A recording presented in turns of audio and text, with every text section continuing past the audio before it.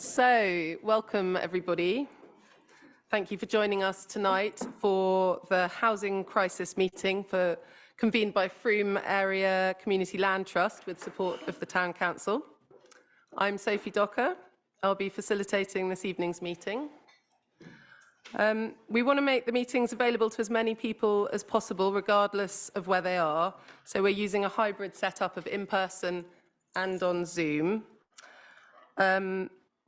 First of all, a little housekeeping.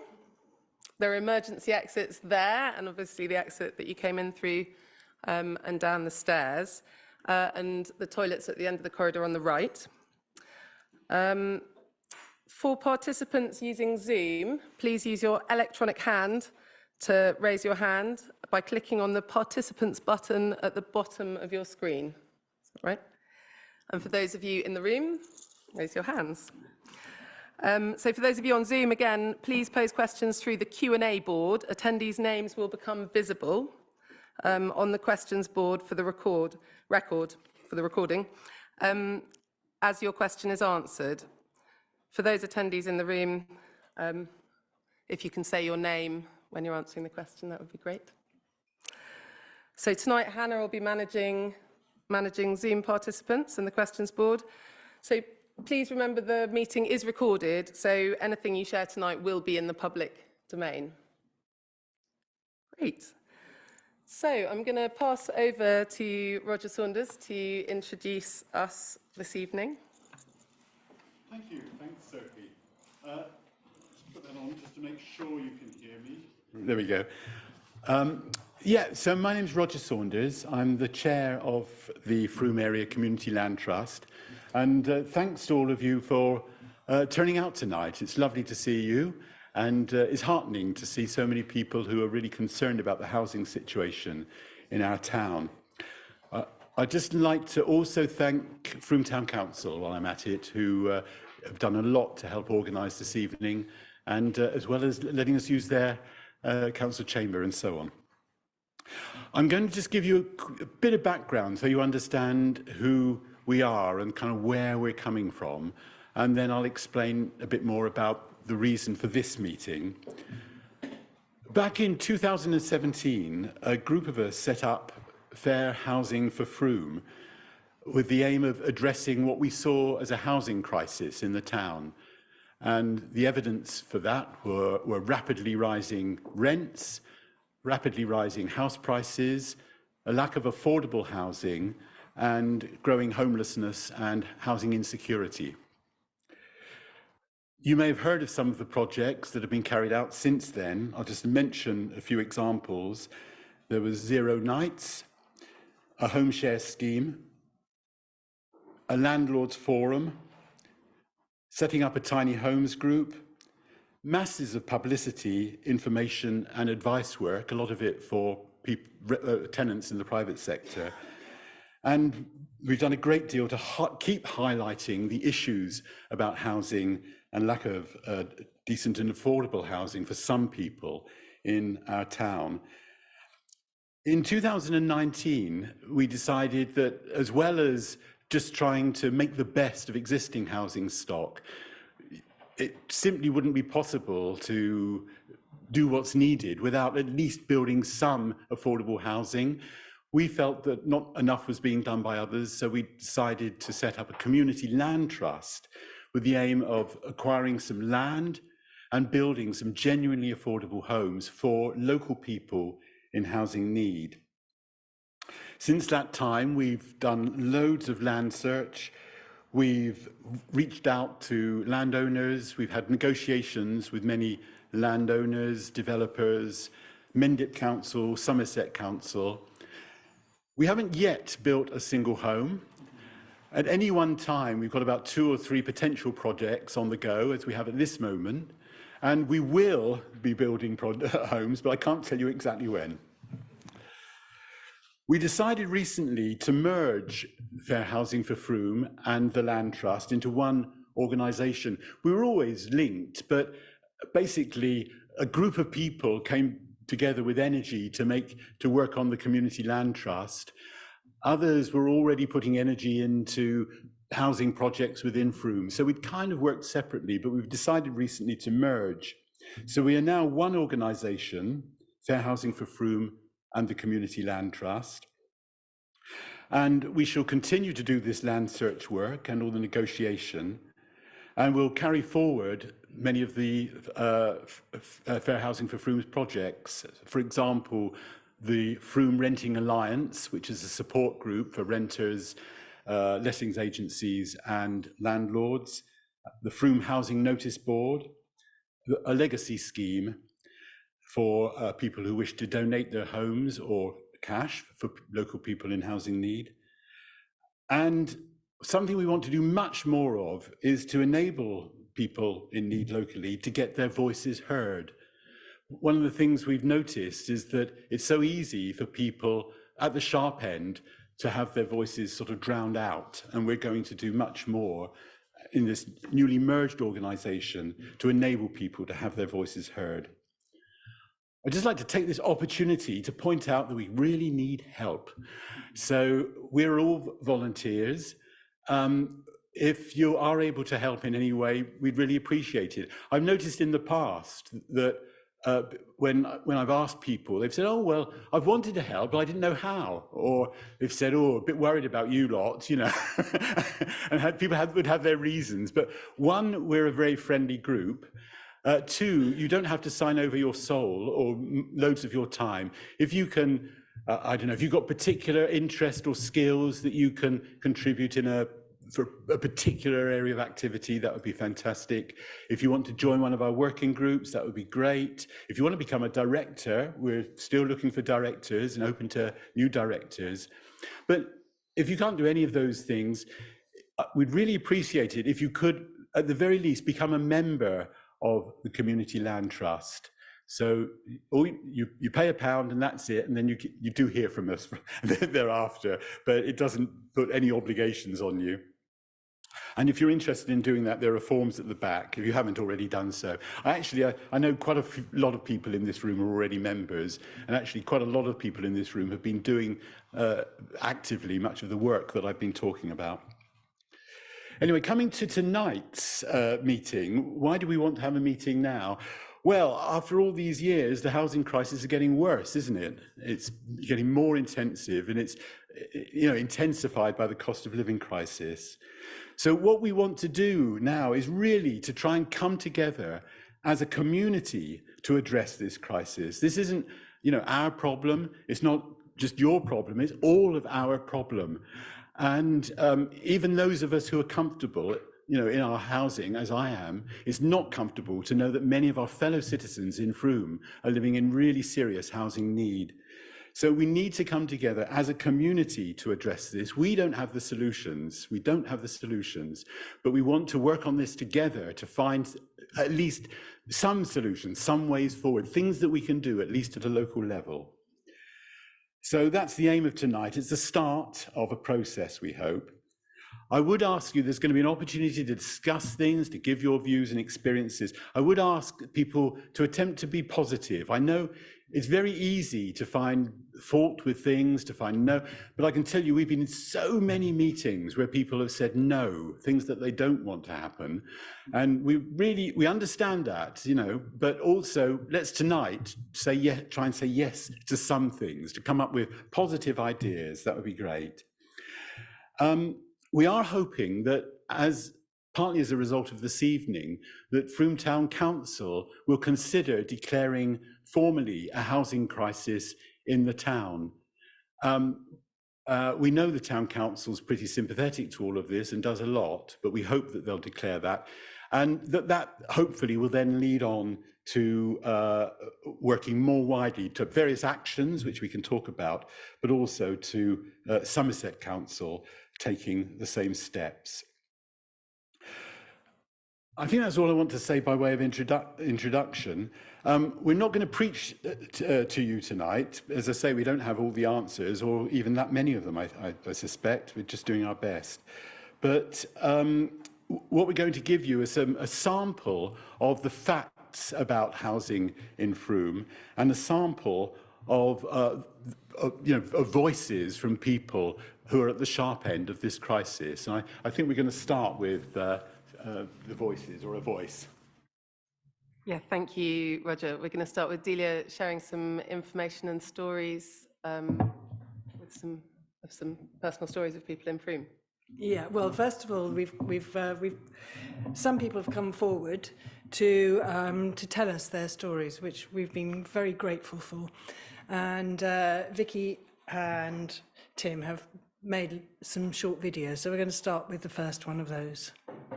I'm a single mother of 2 children. My eldest, she is 9, and my youngest is 4. My eldest has very complex needs. She has autism, learning disabilities, sensory disorder, and she doesn't sleep. Yeah, very difficult. So I moved into my property when my eldest was 4 months old. I live in a 2-bedroom flat, 2nd floor. We've got no outdoor space. Yeah, we just have a car park. We live on a main road in Frome. Yeah, so currently my daughter has her own bedroom, and me and my son have shared a room since he was a newborn baby. So I have been on the home finder, on the list, bidding every single week for houses that are suitable for me in Frome for 4 years now. I've had multiple letters explaining the situation, explaining how, how our health and our well-being and the stress I've been put under, and how it's not safe for my children, my daughter especially.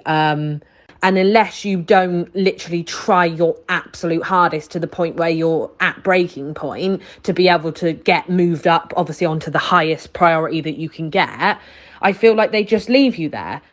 When they were younger, I feel like I could just about manage, but it's just getting unbearable now for everyone. And it used to just be my daughter that I was worried about, but it's not now. It's all of us. We're all having a knock-on effect, physically and mentally. Like it's really difficult and it's really hard. My family and I, we live in a 2-bedroom flat, 1st floor. My family consists of myself, my partner, I have a 7-year-old daughter, an 11-month-old daughter. My partner has 2 children from a previous relationship that visit fortnightly. We are due to have twins in August. My family have a mixed bag of issues and disabilities. My partner has ADHD and is being assessed for autism as well. My 7-year-old daughter has been diagnosed with ADHD. My 11-month-old, when she was born, was diagnosed with laryngomalacia. It was quite severe in her case because she struggles to breathe sometimes. But thankfully she doesn't have to suffer with that anymore. My partner's son from the previous relationship has ADHD and is also being assessed for autism as well. And then between my partner and I, we have mental health issues, as in depression, anxiety, that kind of thing. A lot of it is brought on because of our living situation.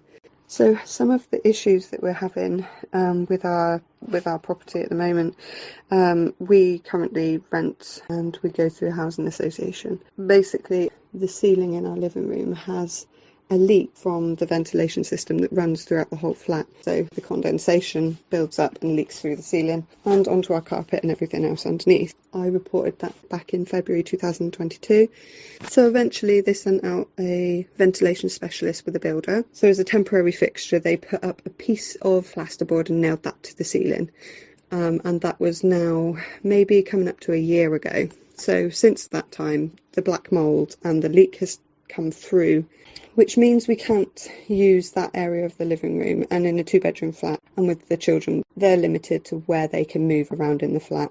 We had an offer of moving into a hotel room temporarily for all of us, because they would need to remove the ceiling throughout the entire flat. We declined the offer of the hotel because we felt that actually with our collective disabilities and the stresses of how that would work, it just wouldn't be viable for us to do. I also previously forgot to say that my partner has respiratory issues, which means he has to rely on a respirator at night to breathe. And my concerns with the black mould is him breathing that in, and also my children and the young babies. It has added more stress, but because there's no properties in the area, it's a stalemate.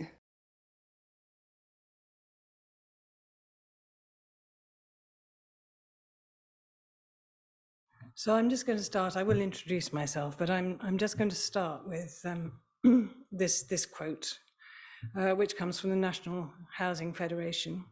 A decent, affordable home is as essential as having clean air to breathe, and should be a right for us all, wherever we live across the country. It is the foundation of our health, our happiness, and prosperity. So that just follows on from what we've just heard. So hello, I'm Delia. I'm one of the directors of faculty, and it's fallen to me to present some information on data. I don't know why I always have to present the data. I'm the data queen, apparently. Anyway, I'm going to attempt to define our national housing crisis very briefly, identify some factors affecting the Southwest and Frome in particular, and look at some local data.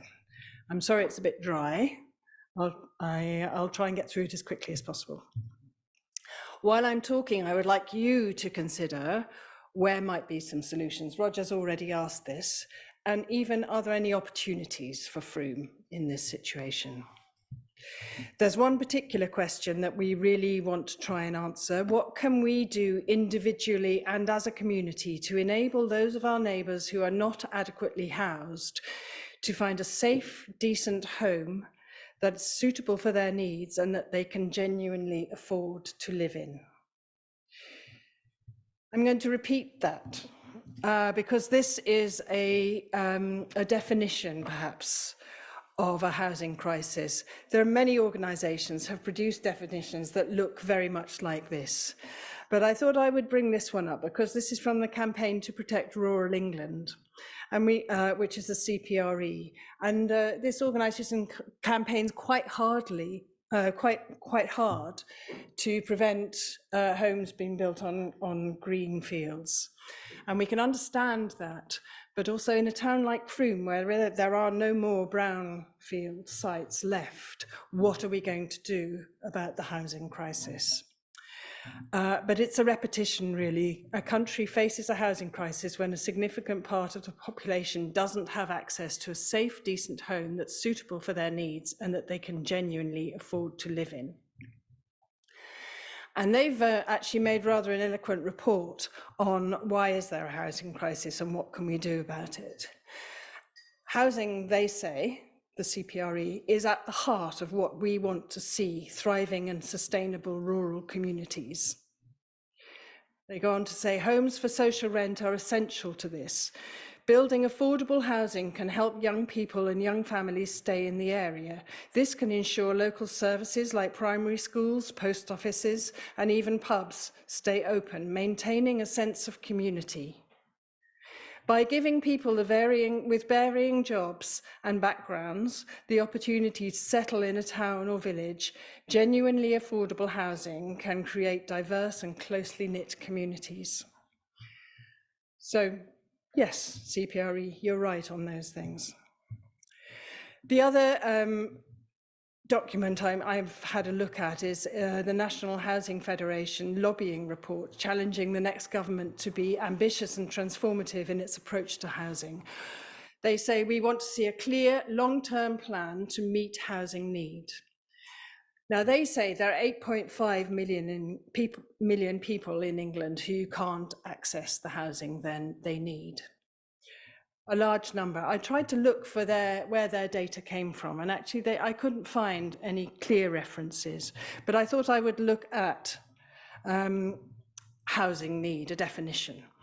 And I found this, which is from the House of Commons. It can be understood as the amount of housing required for all households to live in accommodation that meets a certain normative standard. So I think there is a lot of research, and there has been a lot of research over the last 20 years about the housing crisis, the growing housing crisis. And I think there probably are I think we have to accept their estimate that there are 8.5 million people who are either homeless or living in temporary accommodation, or they may be concealed couples and lone parent families living with others. They may be involuntarily sharing households, such as young people who are unable to move away from their family homes. They may be would-be couples forced to live apart. They may be single, homeless, and hostel residents. They may have medical or age reasons for needing to change their accommodation. They may be unable to meet their housing costs. Their lease may have expired, or they may have, or they may be overcrowded. They may be living in, in unsuitable housing due to disrepair and crowding, or they may be that the families have expanded. There are so many reasons why people are living in unsuitable accommodation. And the National Housing Federation believes that 4.2 million people would benefit from being in a social rented home. So they're lobbying to the government. Shelter is lobbying to the government. Shelter is lobbying on a slightly different basis. It's suggesting that the government should reduce the reliance of low-income households on housing benefits in the private rental sector by investing in a new generation of truly affordable social homes. And this echoes a really good report called Building More Social Housing, which came out in 2021, which tells us that in 1975, 80% of housing expenditure was spent on the construction of social housing. And in 2000, 85% of housing expenditure was spent on housing benefit. So we can see the change that's happened really over those 25 years. Another piece that a document that I'm looking at is this one, which has been produced at UE in March 2023. Looking at housing affordability in the southwest of England. A study that demonstrates that across all types of housing, the southwest is one of the least affordable regions in England to live, and that's driven both by high house prices and low earnings. And they have various different titles. So the high house prices, the southwest is the fourth most expensive area in England, where demand for new housing has exceeded supply. And developmental land is scarce and subject to premium market prices, and that in itself undermines the viability of building affordable housing. Low earnings, the lower than average earnings are typical of market characterised by low-paid work in agriculture and tourism, particularly in the southwest, and the southwest is the sixth lowest average income in England. Second homes. There's not a lot of consistent data, but qualitative data suggests very significant local impacts in terms of depletion of housing stock, inflationary effect on local property prices, and impacts on local services due to the uneven nature of occupation. Migration. The southwest has the highest level of net in-migration of the second highest level of any English region, and it is the only region in which in-migration is dominated by arrivals from elsewhere in the UK rather than international migration. The southwest attracts retirees, people working from home, and those commuting to London and the southeast. The right to buy has depleted the overall stock of affordable housing, which is not replaced on a one-for-one basis. We know that. These are all big topics. It's hard to sort of cover them in half a minute, but I think we understand, we know in Frome, we know all of these things. They apply to us. And then there's the impact of national and local policy. That this report says a lot. It's a very dense report. It's good, it's dense. It says a lot about national and local policy. The three things I'm just going to mention here are multiple definitions of affordable housing are unhelpful. You may or may not, we'll probably talk about that a little bit in a bit. There's an acute shortage of planning officers and planning skills in local authorities, which slows things down. And then there's a thing called the 5-year land supply for housing, which the politicians around us will know about. And actually that has a very detrimental effect on the building of social housing, because local authorities have to agree to planning, local private development planning that they might not agree to in a different situation, in which case it's complicated. I'm not going to dwell on that one too much. You can come back and ask Steve about that, he can tell you. Okay. Frome. So one of our colleagues in faculty has, in fact, on the works for the town council as well, has written a great piece about Frome, which I've shortened a little bit, but I'm going to read it.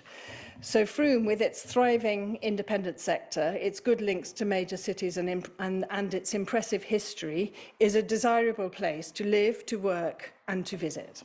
We know that. However, as a small town ringed by farmlands and green fields and small villages, it's faced both by the housing problems that arise in towns and by the problems that arise in rural parishes. To continue to thrive, it must retain its shops, jobs and services in the town centre, a town centre that is tightly packed with heritage buildings. Most of them are protected, and that makes expansion difficult.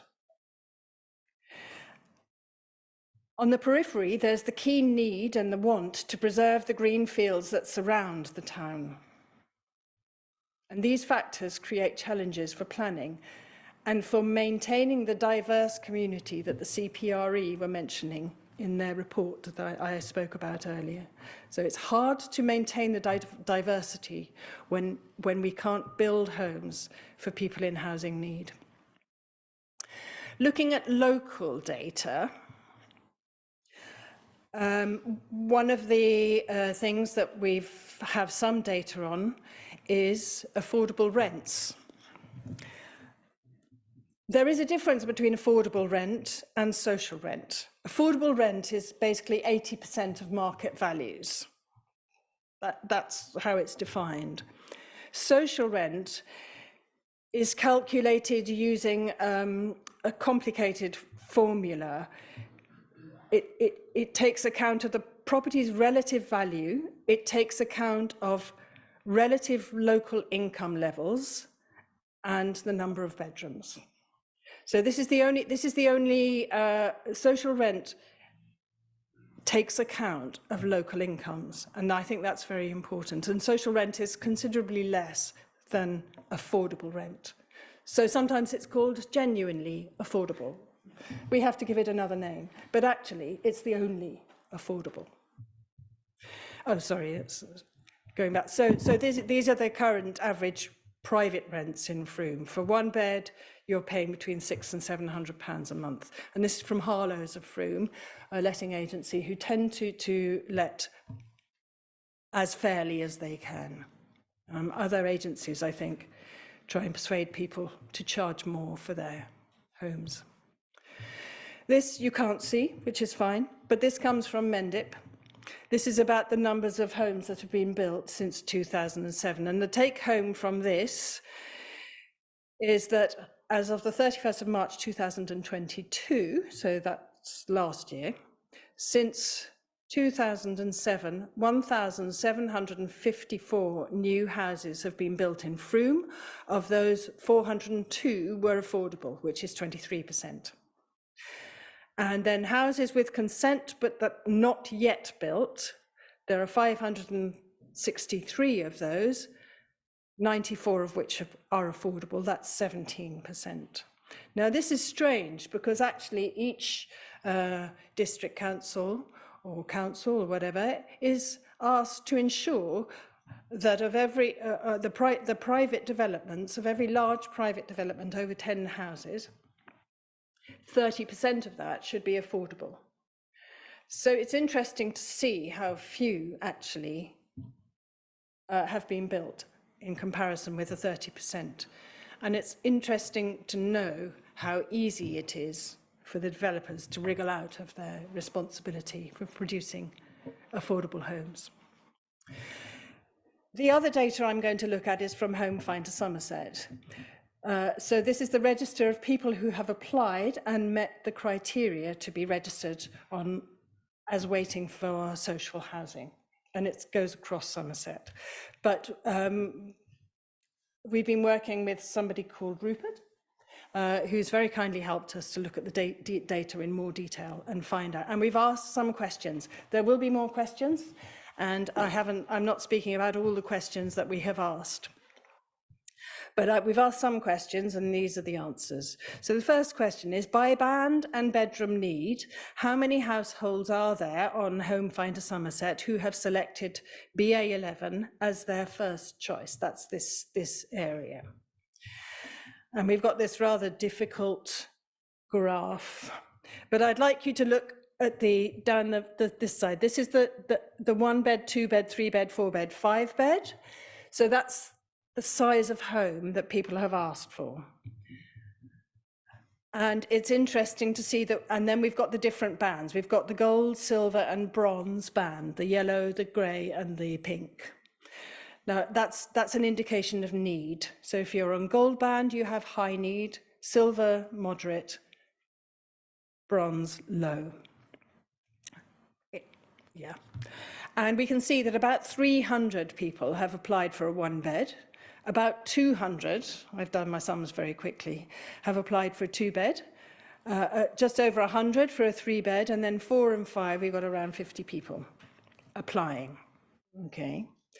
So the next question is, how many social rented homes come available annually in BA11?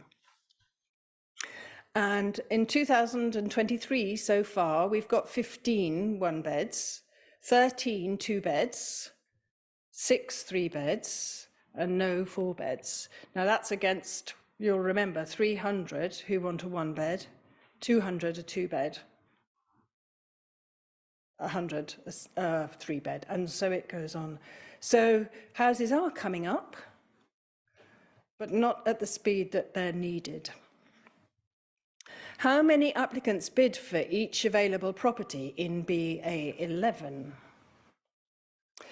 So this is over a period of 2 years, August 21 to April 23. So these are, again, going down. These are the properties that have become available. So there's 80 1 beds down to 4 beds.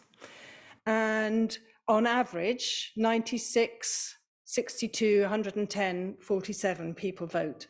And that's an average. So there will be some which are much higher. I've seen data of 300 people bidding for a single property. So there's a huge need out there that is an unmet need. The next one, how long are applicants for BA11 having to wait until they're successful in bidding for a property? And we've got this. Okay, again, for between the last 2 years, the average time households were waiting for homes let in Frome was 420 days, which is over a year. But that, of course, doesn't include the people who have not yet been housed, which is a large, large number of people. Some waiting up to 6 years, I've heard. Just one more question. How much specialist housing, e.g. homes designed or adapted for people with special needs, comes to available annually in BA11? And this again was the last 2 years. Only 2 listed as partial wheelchair access. So I think we can see from that there's a clear need. This situation needs to be addressed in this town. I'm sure there are many, many more questions. I want to ask this one again, which we asked at the beginning. What can we do individually and as a community to enable those of our neighbours who are not adequately housed to find a safe, decent home that's suitable for their needs and that they can genuinely afford to live in? And before we go on now to asking the panel questions, there is one more video that I'd like you to listen to. Thank you for listening. I've been here for the last 5 years. I moved here with my partner and my daughter. But basically, my partner and I, we split up last year. And I stayed in the tenanted property. But because it's a property that is a little bit too big, just for me and my daughter, it is still too expensive for us. I'm a single parent. I'm the main carer for my daughter. We also have a cat. And if I wanted to move into a more suitable property, which would be smaller and hopefully less expensive, firstly, the rents have gone up like by a third. But what we found, no estate agents actually wanted to take us on. Single parenthood, and it seems young children seem to be a bit of an issue. Pets are an issue. You have to have 2.5 times your monthly income, and you have to prove it. Well, in my situation, firstly, I'm self-employed, but I've also been the main carer for my daughter. So my last 2 years of like tax returns aren't great. So no one would actually take me on, even if I wanted to move anywhere. When I talk about feeling, it's a trapped feeling. And then thoughts are, this is all just a little bit crazy. I just don't know how that can work. Yeah, trapped. You feel trapped.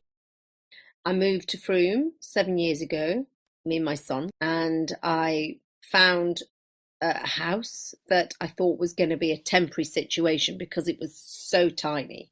It was more expensive than what I was paying from where I lived before, but we ended up staying there for 7 years. But what I put up with in that house, the carpets were rancid when I moved in, and the damp, the kitchen, oh my God. And it was almost like you should think yourself so lucky that you found this place. And then they put it up 100 quid after lockdown. So it's 750. I thought you should think yourself so lucky. There's a house opposite you going for £1,400 a month. And it's like, you don't complain. And so that's what I did. And then this house came free and it was a lot more expensive. And then I thought, I've got to get out and I've got to trust somehow that I'll afford it. Since moving out of it, I can't believe what I've put up with. We are not arguing anywhere near like we used to in that other house. There'd be a blast every day of some sort. There's nothing here because we've got space to move, to be. I feel completely different, and I am trusting that I can afford to live here. But if I let that run away with me, I could be full of anxiety about it. And if prices went up, what would we do? It's just continuous stress. Like, you wake up and the first thing you think is, can I have a hot shower? You know, can I have the luxuries of treating myself to the right things that I need? Like, when I was about 5 is the earliest age I can remember. I just remember hearing my parents argue about how bad it is, because we were living in a 2-bedroom home at the time and we were still struggling to make ends meet. Like, I remember having to have my dad's hand-me-downs so that I was able to wear clothes, and I remember just having to make everything last as long as possible so that, like, clothing wise, material wise and stuff like that, to be able to just survive normally. With the prices, I'm not able. For example, a 1-bedroom house, I'm still looking at 700 a month, and that's you know, just the standard. That's not counting maybe food, water, and all of that. What do you see at the moment? I don't see much. I just see the cost of living going up again, like it has multiple times, and I just see it just increasing in value again. And so maybe 700 for that's a single bedroom house, one bedroom, 700. It could go up to 800, 850, 900, and it just might be a slow, just and like a carrot on a stick where it's just continuously going, and I'm never able to grab it. What's the point of me waiting for a house to come up if I'm not able to physically put down anything for it? What is the point of me going through all the waiting list, getting my hopes rised up, because when I apply for something, it's always, and it just ends up getting took. And so what is the point of me waiting, let's say, a year on the housing list, continuous, like you said, at the end of every month I get sent a list. What is the point of me looking through that list if I know none of them are going to be? So what is the point of So thank you, Delia Goddard, who is Director and Secretary for Frome Area Community Land Trust, who we will refer to as the CLT or as faculty as well. And thank you to everybody who was interviewed for that presentation and those of you who compiled it as well. So in a minute, I'm going to invite some panelists up. There are 4 people here with a specialism in this area to whom you can address your comments and questions. But before we start, it would be great to have a little bit of time to digest some of what you've heard in conversation with a neighbour. So ideally find someone that you don't know in the row in front or behind, or if not possible, someone next to you. And we've got about 4 minutes now where you can share with each other how you feel having heard that presentation and those stories, and what you think needs most consideration. So thinking about questions and comments that you might want to address to the panel, but first of all, really connecting what really matters to you having heard that. I will let you know when the time is up. Please make sure that both of you have time to share your different points of view. This isn't about agreeing, this is about making space for the many different ways this will land for each of us. So please, find someone to have a conversation with, and we've got about 4 minutes. I'm starting the timer now.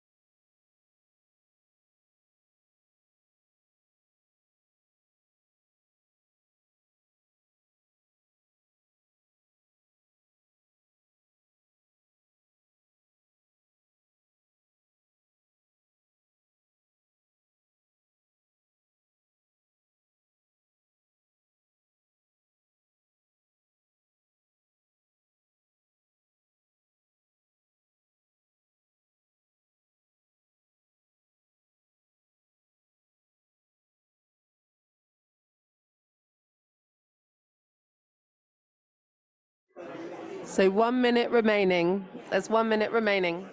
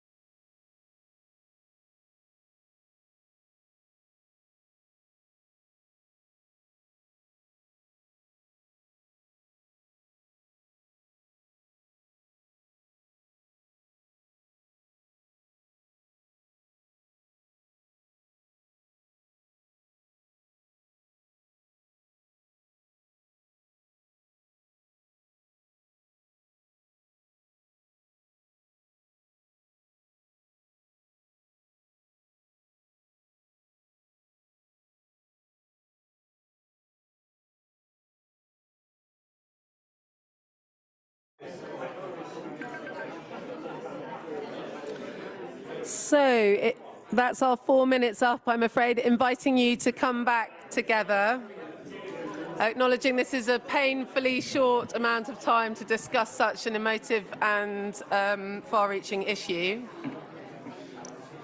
So inviting you all to come back together again now, and also inviting our panelists to join us up here. So please note down any questions you've got. Just reiterating what Roger shared at the beginning, that there's lots of material on the desk there, including places to capture your personal stories or your energy and expertise that you have to offer to the cause.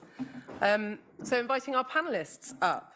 We've got Steve Watson, Holly Lamb, Stephen Fowler and Ali Barkley, who I will introduce more, and we've got them all up here. Actually, I think before we introduce them, I'm going to share the ground rules first while you all get settled. Is that okay? Oh, I'm going to move. Sorry, yeah, no, let's switch now. No. Yeah. Musical chairs. Great, so we've got 4 specialists up here who you can address your questions to, and we're going to have a discussion now, so sharing questions and comments following what you've heard. And I've got some ground rules I'd like to share first. So please focus as much as possible on what can be done, rather than frame your questions in what can't. So we're looking at forward moving, and remembering this is Frome with the Town Council, not the Planning Authority, which is Somerset. Please avoid focusing on addressing issues that are specific to individual projects. It might be that they highlight broader issues, so that's fine, and our panel will answer them. But we want to focus mainly on the need here and how to respond to it. Please be kind and respectful of each other. There's a lot of energy and challenge in this area, so I'd like to invite people to agree not to use the space to call out individuals or blame and shame people, but to be kind and respectful. And asking you to listen with openness and curiosity. There's a lot of emotion, certainly a lot of emotion in me following that presentation, and I imagine there is for everyone else. So we're not here to decide what's right or wrong, or even to agree, but just to make space for all of the different ways this impacts everybody. And please take care for time. If you're sharing a comment or question, please keep it under about 3 minutes, and I might interrupt if I want to refocus the discussion. So please help me with that. And just another reminder of the recording. Anything you share now will be in the public domain following this session. Yeah, if you don't agree to the ground rules or recording, please refrain from participating in this piece. Thank you, everybody. Does that cover it for you? Brilliant. So, our panel, welcoming you, thank you for joining us. We've got Ali Barkley, who was founder and chair of Fair Housing Frome and is now a member of the CLT board. She has many years' experience in Frome as a town councillor. Welcome, Ali. We've got Stephen Fowler, who has extensive experience in landlord and tenant law, and led a property management business, and also provides in-house consultancy for agents, housing charities, local authorities and housing associations. and also formerly worked with Elim Connect, organising outreach for homeless people in Mendip. So welcome, Stephen. And Polly Lamb is currently Town Councillor and Deputy Chair of the Planning Committee, and she previously ran a lettings company in Frome and worked with both Fair Housing Frome and the CLT, and has done a great deal to investigate and promote issues of housing need in Frome, including hosting a regular Housing Matters broadcast on Frome FM. Welcome, Polly. And Steve Watson, Director of Middlemarch Community-Led Housing CIC, who has supported the development of many successful CLT projects throughout the Southwest, and has provided consultancy and support to the CLT since its inception. So welcome, Steve. So we've got Vicky as well on a roaming mic. There we go. Inviting questions and comments from all of you. What really matters and needs consideration here tonight, or what questions would you like to address to our panel? If you want to indicate that you've got a question, please just raise your hand. One to start us off. Thank you, Vicky.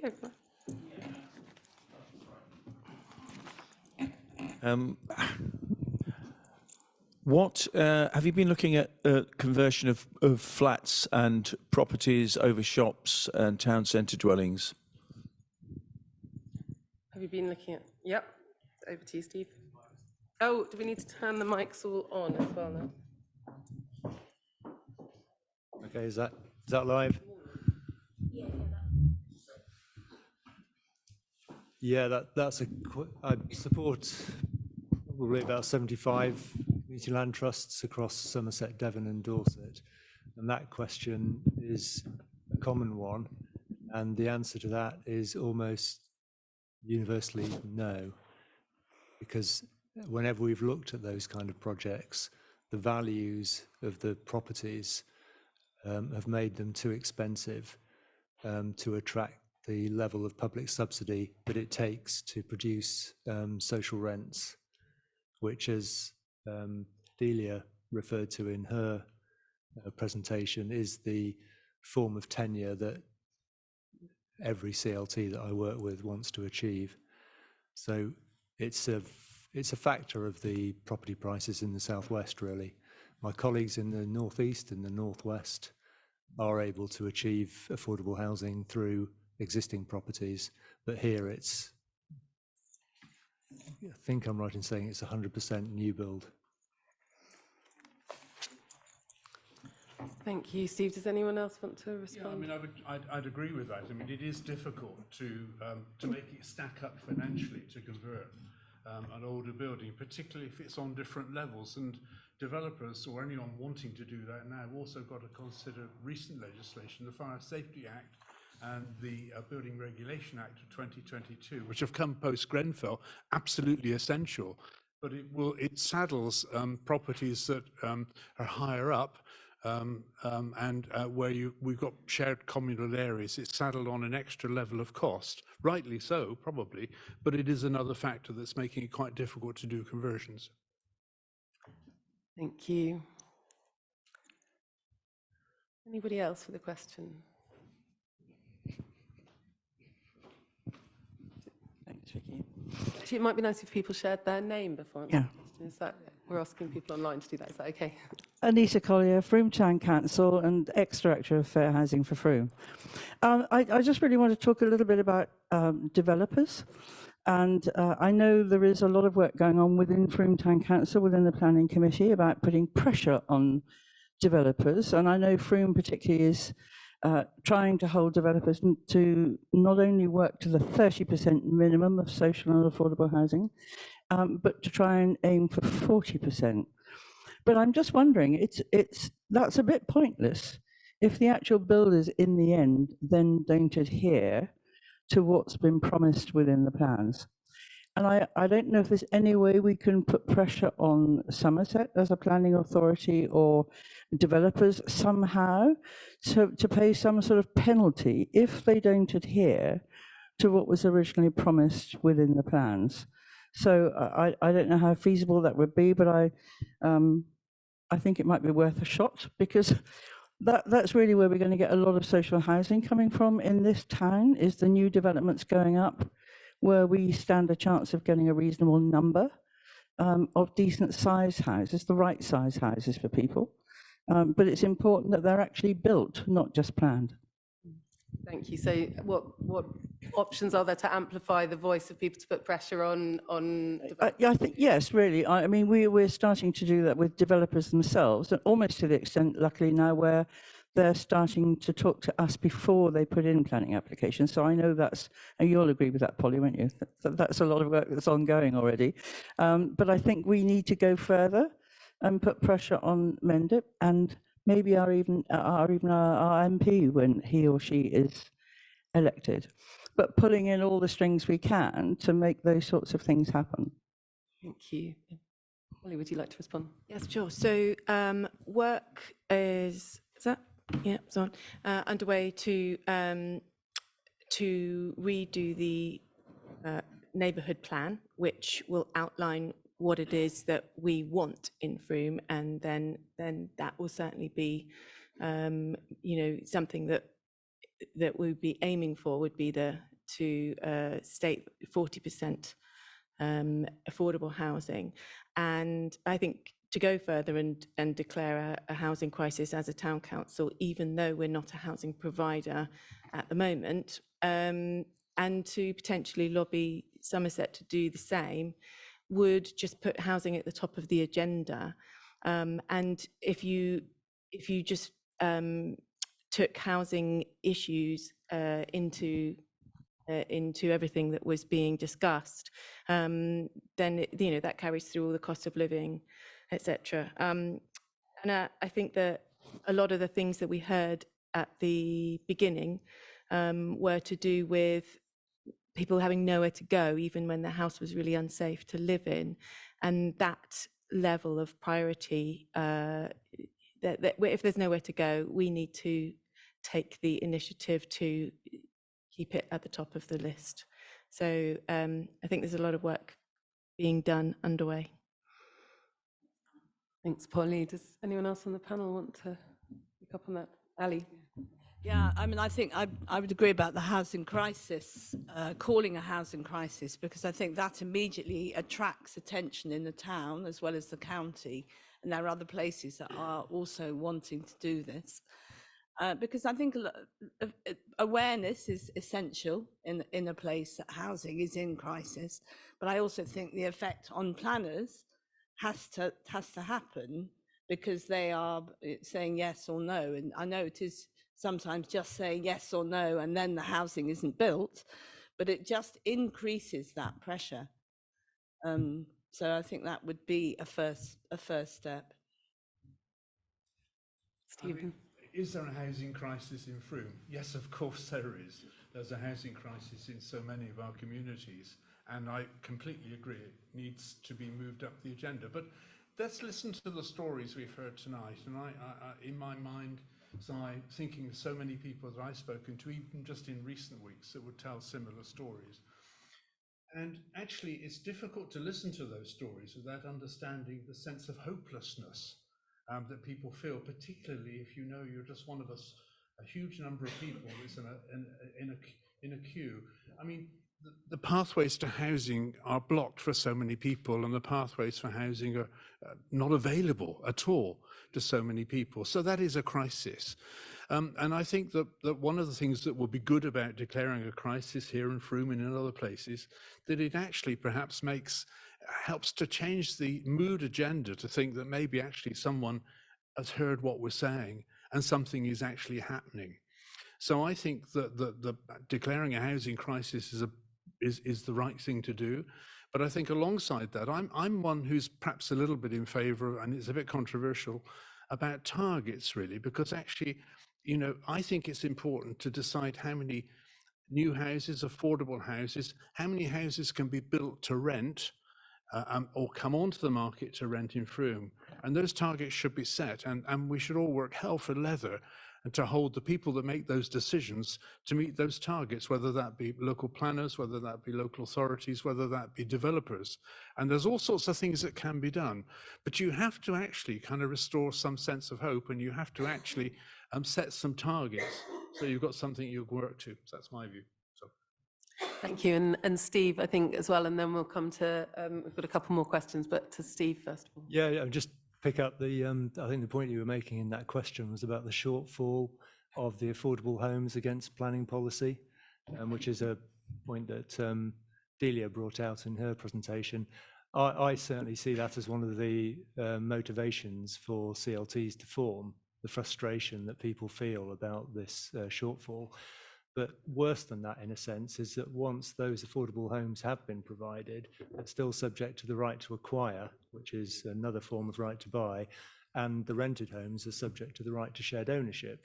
And once they do become shared ownership, they can return to the housing market. So even say the 17%, which I think you said, Delia, was the average in Frome last year or the year before, even those 17% affordable homes aren't necessarily there forever. And one of the things that we've been campaigning for is that CLTs should be either required, or there should be some incentive for developers to work with CLTs in order that those homes can be secured in perpetuity. Because if a CLT owns the freehold of a rented home, it can't be sold under the right to acquire or the right to shared ownership. Thank you, Steve. So we've got one question over there, which is right next to Vicky. So coming to you first, and then I saw you next over there. Also one following on Zoom. So if we do that, and then I come back to you. Yeah, I'm Helen Kay. I'm a Somerset County Somerset councillor, and I used to be a Mendip councillor for Keyford Ward. Of the 1,754 new homes that were built since 2007, I think probably about 3/4 of them were probably in Keyford Ward, and they were probably on, a lot of them would have been on brownfield land or old allotments, that sort of thing. So that's why, as I'm sure most of the people in this room appreciate, why developers always come back and say, it's not viable, I can't give you the 30% that's in the affordable homes that's in your local plan. So that's the reason, if in case anybody wasn't aware of that. I don't know about the new homes, why we've only got 17% on that. That might be an average, and it might include a very low level of homes on Saxon Vale and various other brownfield sites. But most people here will be aware that our current local plan, the old Mendip local plan, I call it the oldie Mendip local plan because it was actually put together originally in 2009 and then refreshed in 2014, I believe, has only got a 30% affordable housing requirement in there. Although for Wells, developers still want to go and build on the green fields around Wells, and that's got a 40% affordable housing requirement. So it just goes to show they can still make their profits on 40%. Myself and John Clark, who's in front of me, spent quite a lot of time sending emails to policy officers a few years ago saying, why can't we get 40% affordable housing, particularly on sites that are not in our allocated plan? If these developers are coming in, circling around Frome, trying to build houses on green fields around Frome, surely we can demand 40%.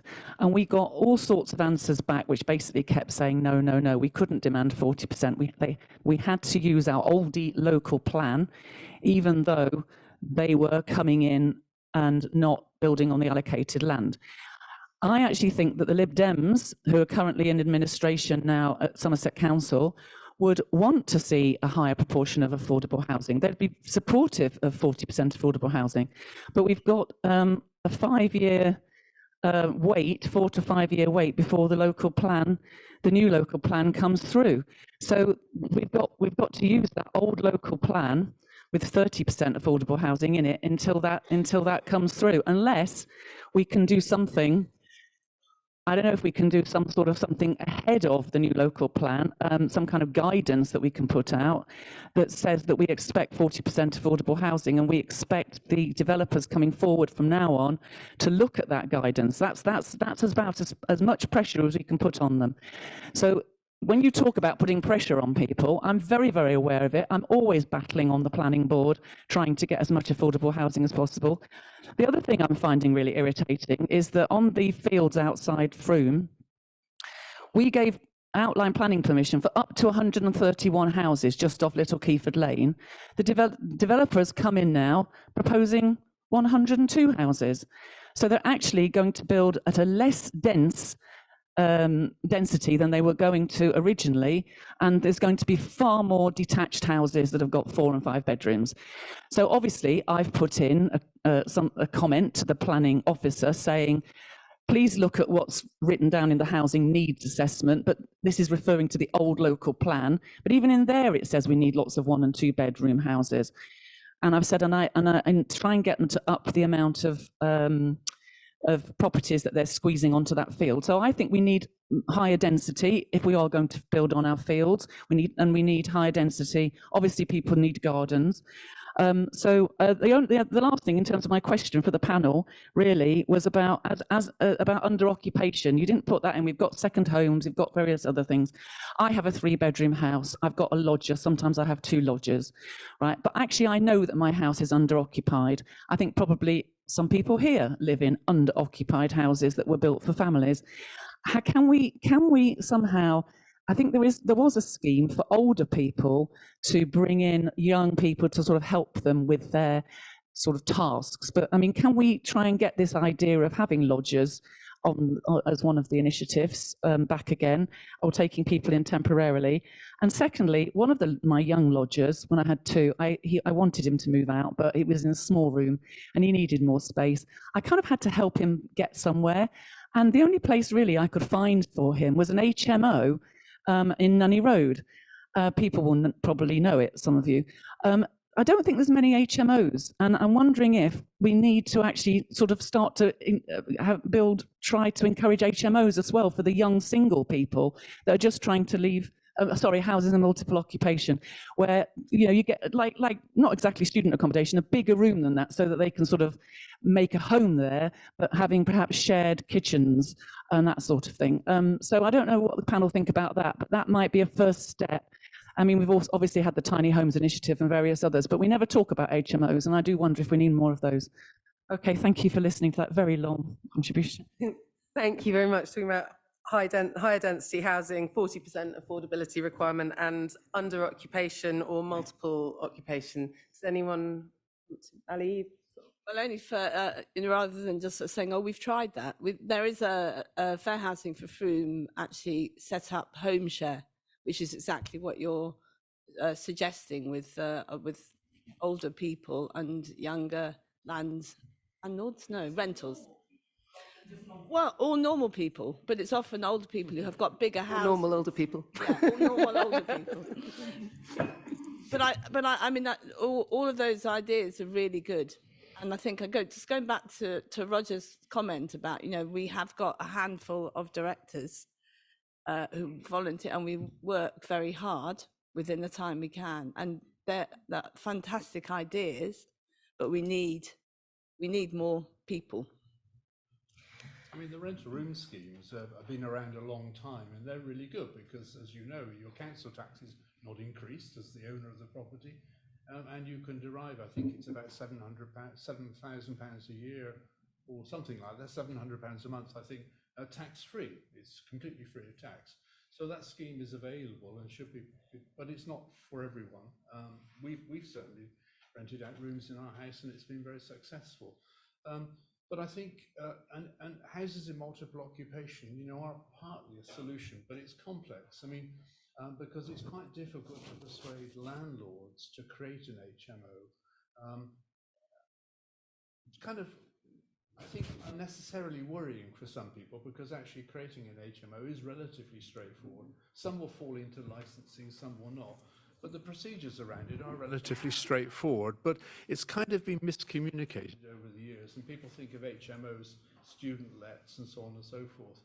Whereas actually you can create an HMO quite successfully, but it does get a bad press, and most landlords are nervous or reluctant, really. Thank you. Seeing Polly. Yeah, I don't want to repeat what Stephen said, but just reiterate that my experience of running an ethical letting agency in Frome for 11 years was that very few landlords would accept any form of sharing they were very worried about what that represented. So there were many people that really needed that sharing of the rent and coming in, you know, as sort of 2, 3 or 4 people, maybe as a group to do that, to lower the rent. And it was always very unpopular. And landlords wanted their properties to be rather sort of under occupied, considering that there would be, I suppose, more damage with sharing. And I think this is, going back to students, this is that we are a town with no big college or university where people come and stay, and so it hasn't become the norm or the culture. Not enough people have stories to share about it. Say, oh, I rent to 4 sharers and it's fine. There isn't any of that, and also just simply the demand is so high that they don't need to take what they perceive as a risk, and that was definitely the feeling I was getting. Thank you. Did you want to say something as well, Steve? I mean, I won't answer all your points that you made, Helen, there, because there were about 20, I think, but I just wanted to pick up the ones about density. So you may have heard of the We Can Make initiative in Bristol, where a community group has cracked the concept of building prefabricated 1-bedroom units in the large rear gardens of local authority properties. And we're actually taking part in a kind of incubator project at the moment with them, which has looked at scaling up what we do and scaling up what they do, because that's not so much about intensification of the use of the property itself, but about the garden. Yeah, it's called We Can Make. It's all together without gaps. If you just search for We Can Make, you'll find that information there. But they've been working with Bristol City Council for a while, because Bristol City still own all their housing stock, and they've got a lot of post-war property with very large gardens that aren't doing anything. And they reckon that the potential, if you look at all of that kind of property across the country, is for thousands of 1-bedroom properties. And as I say, they think they've cracked the model in terms of planning and space standards, because it did start out as a sort of tiny homes initiative, but now these units are being built to what they call the nationally described space standards, which is the normal standard for housing. So that's one. And I've probably forgotten what the other one was. Yeah, it'll come back to me later. Thank you. So we've got a few more questions in the room and only about 7 more minutes of this discussion. So what I'm wondering is, if we want to hear, you had a question and someone online, and then I've seen a couple of other hands up. Would it work just to hear everybody's questions, and then we can hear from each of you to respond to all of the things that have come up? Would that be okay? Give it a go. Great. So we'll do all of the 4 questions and then hear from each of the panel, and that'll be closing, if that's okay with everybody for this part of the discussion. And there'll be lots of time afterwards some of the panel will be hanging around. There's also places to stay in contact. So let's see how that goes. It might be that it's information overload and you need to respond as we go. Hi, my name is Neil Oliver, and I've got no formal role with the CLT, but I'm a member of the CLT and quite involved by being the partner of someone on the panel. Anyway, we won't talk about that. My question is a short question and probably quite a naive question in a way, but you've been talking a lot, or there's been some consensus building, I thought, about declaring housing crisis in Frome. So my question is, how do you do that and who does it? That's it. Thank you, Neil. So how to do that and who does it? Can we hold on that and hear are you still, yeah. Is that okay? So over to the Zoom question.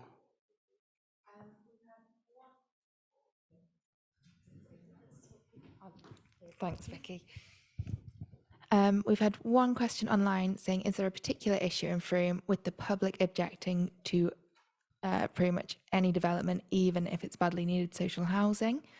And we've had a second comment from Adam Boyden, who's one of the Somerset councillors, saying, is there a chance of getting a higher affordable housing requirement policy in a new Frome neighbourhood plan led by the town council? And he also said, I agree with Helen that we would want to increase the local plan policy requirement for affordable/social housing, but this may be quicker to do through the new Frome neighbourhood plan. Great, so we've got quite a lot there. And is your question related to these ones as well? Should we keep going? Is that okay? I've noted them down so I can recap if you guys are... sorry, over here, yeah. I'm Fiona Bowers, I'm a Frome Town Councillor, I'm on the Planning Committee, and I'm also lead for the Climate and Ecological Emergency Work Programme, just to introduce myself. First of all, Polly, thank you very much for saying what you said about that it doesn't apply to people living in rented accommodation. As someone who is renting a 2-bed flat, I would love to be able to rent out my room, and I'm not allowed because of reasons. And I think sometimes we always default to this idea of home ownership, and that's the sort of the standard. And then sort of picking up on lots of things. I mean, I think my question was going to be, I think what that person on Zoom said is really important, that there is so much pushback again about any development in Frome, including, for instance, recent development. I don't think it's gone through Somerset yet, but North Parade car park, which is exactly what Frome needs. It's 9 1-bed units, 9 2-bed units, really super sustainable, and there was still pushback about it. And I think what Anita was saying is, I don't disagree, but I think we set too much store by getting social housing through developments. I think that, to me, sometimes it just feels like you know, we're trying to get 30%, as you saw, it's 17%, and then it gets knocked down so much. And sometimes I think it also feels like the cost is so high as well. In order to get what we need for Frome, we're going to have to build thousands and thousands of houses just to get the social housing that we need. And I just don't think that's sustainable in terms of how much land is around Frome and our capacity and our appetite for building as well. I think, you know, I think there is so much pushback. So I think there's sort of a few questions: is how do we get more purely social housing developments in Frome? Because I think I really like what, so I've forgotten the name, was talking about those 1-bed units. I think stuff like that, those sort of really innovative ideas, and how can we get more of that? Because I don't think we can just count on getting our 30%, because it's just going to take too long, especially with development times as well. It's years. And then also, you know, I think declaring a housing crisis would come into this, but how can we sort of get people on board with the, you know, develop more of an understanding in the town around the real need for housing, affordable housing in particular? Great. Thank you, Polly. So one more question, and then I'll recap on those questions, and we'll hear from each of the panelists and to close with this. John Clark. I'm a board member and a former county councillor and local councillor. I'll try and keep it brief. Yes, I think we should be declaring a housing crisis, but it's also a human crisis, and we mustn't forget, and the stories we heard just tell that human side of it. So I think I would suggest we declare a human crisis as well as a housing crisis. It's also, I'd like to ask the panel, okay, so we declare a housing crisis, what does that mean? To me, it means that there's a political issue here, and we have an opportunity with Somerset Council and our local politicians, whoever they might be in the future and currently, to lobby Somerset Council as a registered provider to build homes under their umbrella and to build solely affordable homes, genuinely affordable homes. So I'd like to know, so my question is, what do we mean by declaring a housing crisis or a human crisis, and what we actually do? Because it's a political thing, and we should approach it as a political thing rather than just developers not performing and doing what the community want, because they never will. I'm sorry to say that, but generally speaking, developers are out for profit. They're not out for the local community, generally speaking. And there are exceptions. I know of one. So I'm not saying they're all like that, but for so we can't rely on developers. We have to make it a political issue and raise the agenda in terms of political agenda. Thank you. Thank you. There's one question burning to be asked behind. I think if you can keep it really brief. Very briefly, to follow on from John, my name's Chris James, former faculty board member. Yes, let's declare a housing crisis. Yes, it's underpinned by a human crisis. But what next, please? When we've declared it, what do we do next? Great. So thank you, everybody, so much. There's, I'm sure, a lot more that people would like to talk about, and hopefully some time afterwards. So I'd like to come to you each in turn. We've got 5 minutes remaining, so it's just over about a minute each to respond to some of that. What to do about the local pushback, how to up the percentage, how to build to the requirement, is that even possible? what to do to innovate beyond purely social housing, and then coming to what does it mean to declare a housing crisis? How does that happen, and what next? So who would like to start? Ali. I mean, I think for me, I wish we had the answers, but we don't have the answers to a lot of the questions. But I do think, firstly, an increase of awareness of, an increase of awareness of the fact that we have a housing crisis, to really inform people, to know where to put pressure on, where and how, and to continue to kind of raise awareness that this is not the problem, the only problem of the people who are in housing need. This is a problem for us as a community. Thank you, Ali. Should we save the question about what does it mean to declare a housing crisis and address any of the other bits first? Or Sure. Yep. Okay, so I think that declaring a housing crisis means finding positive solutions within the system that we are locked into at the moment under the current government. And I think that organisations like Faculty have worked really hard to try and find innovative answers within, what's a very difficult system, considering that you're looking at rising rents as something that's, seemingly out of control of local people, and I think that it's about looking for lobbying councils to get funding for maintaining. To start with, even one idea is that to maintain the current existing stock much better. The people that I interviewed and we heard at the beginning, stuck in houses that were actually a hazard to health and disrepair, you would think would be illegal. You would think that wouldn't be possible in our country, and yet that's what's going on. Overcrowding and leading to poor health, and as we know, death from black mold and things like that. So if we were to lobby local and national government to raise standards in maintenance of give more money to local housing providers.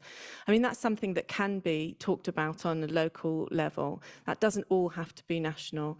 And then that would, if you started to insulate houses better and repair them better, you're not trying to find a place for somebody to move out to, or you're not sticking them in a hotel. You're dealing with a climate crisis at the same time as dealing with people's health, at the same time as giving them a safe place to be and improving their mental health. So there are things like that. There's just simply about making sure that funds are diverted to the right place. And so there are solutions. So there are many ways that you could say, these are our top targets when we declare a housing crisis. We get together and we say, as Frome, there are a certain amount that we could influence and a certain amount that we just can't. And the ones that we feel that we can influence and lobby further up to the next layer of government, we do that. And that's what we're talking about this evening, finding positive solutions within the rigidity of the system that we've got. Sorry if that went on too long. Great, thank you. So I think Roger needs 5 minutes to finish at the end, do you? So we will just hear from Stephen. Stephen, to you. I actually agree with what you're saying, in a sense that we've been unimaginative about housing provision. Yes, there is a crisis. Yes, we should declare it. Yes, we need to get it to the top of the agenda rather than the bottom. It's at the root of so many of the other issues that we're facing as a society, locally and nationally. Good, safe, affordable, and secure housing, decent housing, is, as we all agree in this room, I'm sure, a basic human right. And so therefore it should be right up the agenda. So anything, and the good work that you're doing here in Frome is great, but I would say bring it on, do as much as you can to get it to the top of the agenda. I think for me too, I'd like a much bigger conversation about building to rent. There's nothing wrong. There's a kind of hierarchy around home ownership and shared ownership and social housing and private rented. I think we need to remove that, actually. When I grew up in a council house, my parents were given one after the war. I came along in the 50s, and it provided a home for my mother, ultimately, until she was 96. And it was absolutely fine. And I think we just need to go find, I think we need to find ways of getting developers and other investors to build to rent. I think that's one of the quickest solutions in some senses of doing that, and to be more imaginative about how we build. I'm really quite depressed sometimes. It's no disrespect to developers, but when I see some of the new housing going up, I think how boring and unimaginative it is when there are so many incredible solutions and different types of homes that could be built. I don't want to see people live in porta cabins. That's not what I'm saying. But I'm saying there's lots of different solutions which are just not being explored on the scale that recognises the emergency of the situation that we're in. Thank you, Stephen. And Steve? Very briefly. Yeah, what's the meaning of a housing crisis? Well, it doesn't mean anything formally, so it doesn't come with loads of money from central government. But I work in South Hams in South Devon, which, to my knowledge, is the only, still the first local authority to have declared a housing crisis. And my experience there is that it's galvanised that district. My experience there is that there's a new focus on providing affordable homes, and somebody else talked about objectors. It's putting the objectors on the back foot because there's a sense there that the majority want affordable homes, and I'm supporting 4 affordable housing projects that are led by CLTs for 100% affordable housing, and the sense is that that's the right thing to do. And I think it's the housing crisis, the declaration of a housing crisis creates that context. Great. Thank you. Thank you so much to everybody and all your questions and all of our panel here. Thank you, Steve Watson. Thank you, Polly Lamb. Thank you, Stephen Fowler and Ali Barkley. So I'm going to pass back to Roger, who's going to sum up for this evening and offer what next for everybody? Yeah, and Tim. Oh, and Tim as well. Say a few words as well. Well, really, well, thank you for some wonderful questions, and thank you again Actually, we for didn't. some incredible, really useful answers. Oh, you were going to. I want to give him a round of applause. Oh, yes, Thank yes, you very much, and to everybody who asked the question. I feel really kind of excited because it's got the old brain going again. So with lots of great ideas coming from you and from the panel. I just wanted to.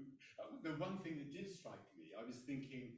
Actually, a lot of the conversation sounds kind of quite technical, and if people don't have a housing background and so on, it can be a bit sort of intimidating, I think, to come to meetings and so on. I haven't been writing on. And I think it can be kind of intimidating. So one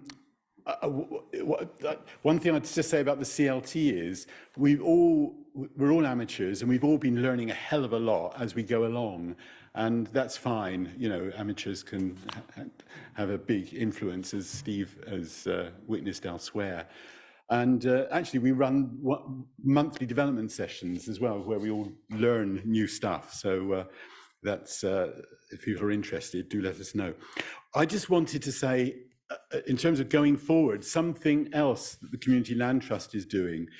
I mean, we feel that there is a need actually to get a really big picture. We want to get yet more information. You know, information is power, both, and also information will bring on funding and so on. So we want to sort of take, in a sense, take another step. If I could just show the first slide. You know, when you think about housing in Frome, really from the beginning, we were thinking about, well, you know, the crisis is around renting, it's about private renters, and it's about homelessness and insecurity. It's people in those kind of categories. But actually, there's also home ownership, and increasingly, people owning their own homes are in serious trouble, can't pay their mortgages and can't keep their houses up and so on. There's also a serious problem within social housing. I mean, we were surprised. We did a survey about a while back about asking people if they were satisfied with their housing. It wasn't just private renters who were telling us about mold and so on. It was lots of people living in social housing who are inadequately housed. So there's a real problem there as well. And so we need to find out more about that. And also specialist housing. I mean, people have referred slightly to that, but, you know, housing for older people, housing for people with particular needs. I only discovered recently there's such a thing as you can design neighborhoods to be more dementia friendly. And, you know, I hadn't realized that exists, but we really ought to be aware of these things and think about these things. So we want to do a research project which will look at the whole of housing and look at housing much more broadly. And again, not just think about affordability, but also think about availability, about overcrowding, of course, but also about under-occupation, which someone referred to earlier. Think about housing conditions in all of these sectors, all of these tenures, about energy efficiency, of course, safety, about the immediate environment in which people are living. In some of those stories we heard people talking about their immediate environment was just not right for their families and so on. And about the broader kind of community and facilities that people have access to in their housing. So we want to look at all of that. We'd like the research project also to look at both what can we do with existing housing, but also making better and creative use of existing homes, but also the need for new homes. And so doing both of those things, you know, often when we've talked about to people who are resisting new build, they say, well, can't we make better use of the existing stock? Well, we can, and let's really look at that. But let's also look at, you know, what can be built, and much of the discussion tonight has been around that. And lastly, I mean, people have referred to this on the panel, but we'd like the research project to look at where actually is the leverage, where can we make changes? Because we're here as individuals and families concerned about, you know, our immediate needs.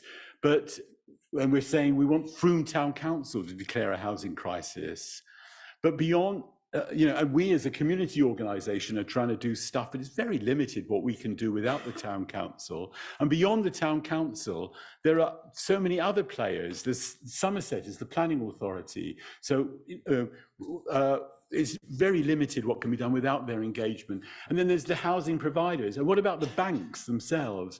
And beyond that, the government bodies, Homes England and other government agencies. You know, it's much wider than just us. So let's think about what we can do as individuals, families, community organisations, as a town. Where is the maximum leverage? But what can we do to influence those other elements? So we want this research project to look at all of that. It's going to. I'm not trying to put back action, but we want to get more done to get this information together. And last few words, I hand over to Tim, who's a treasurer and a fellow director on. Thank you very much, Roger. So it falls to me just to reiterate our thanks to the panel, to Sophie as well. Thanks to you for coming along this evening and participating.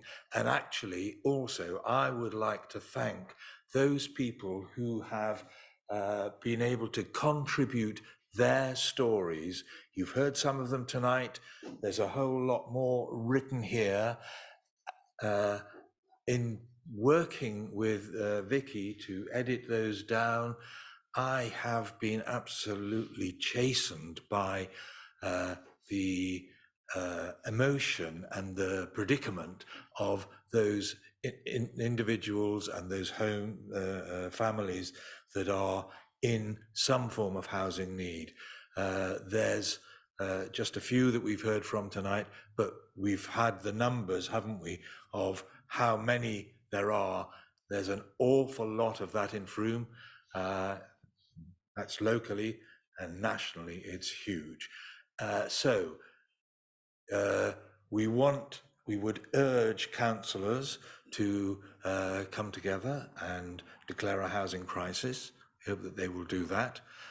But a housing crisis, declaring a housing crisis on its own is pretty useless.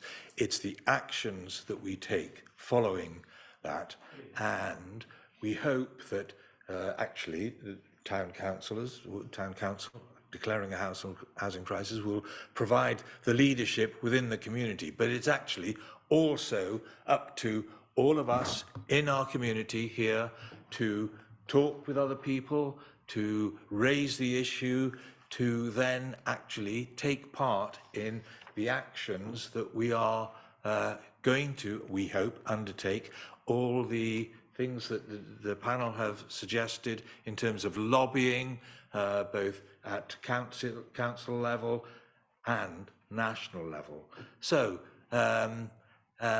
just to finalise this, Frome is such a great place to live. I love it, have done since I came here.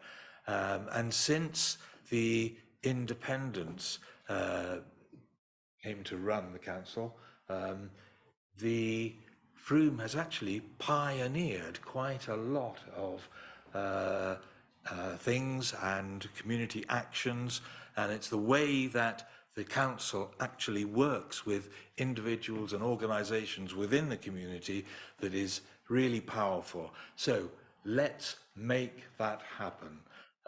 Let us, those of you who feel strongly about this, probably most of you in the room, make a personal pledge to go away this evening and actually take part in the actions, do something to alleviate this housing crisis.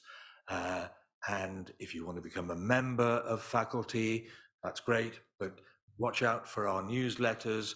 We hope that we'll be working with the town council to do things, and let's join together to do them. Thank you very much indeed for coming along.